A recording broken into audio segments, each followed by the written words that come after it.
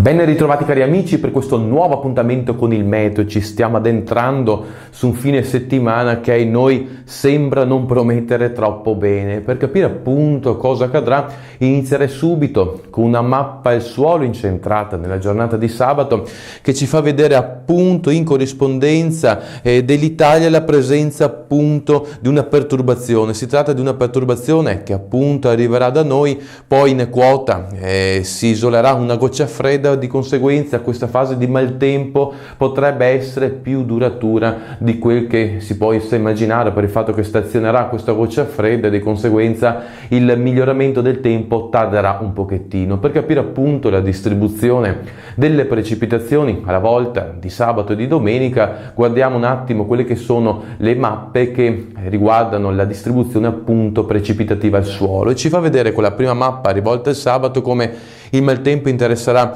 gran parte dell'Italia, con maggiore interesse soprattutto nel centro, in particolare tra Liguria, Toscana e alcune aree dell'Appennino pioverà moltissimo, si salverà diciamo l'estremo sud. Facciamo uno zoom per quanto riguarda il Veneto, si tratterà di 2 giornate di tempo brutto, questa mappa è incentrata alla volta di sabato, il maltempo interesserà soprattutto la mattinata, domenica ancora tempo incerto. Possiamo dire, come dicevo appunto, che questa fase è destinata a interessare il weekend con degli strascichi anche a inizio settimana, con temperature che ovviamente a causa della copertura nuvolosa, specialmente durante il giorno, sono destinate a scendere. Per ora è tutto, auguro a voi tutti un buon fine settimana e se avete tempo e voglia ci vediamo nel prossimo appuntamento.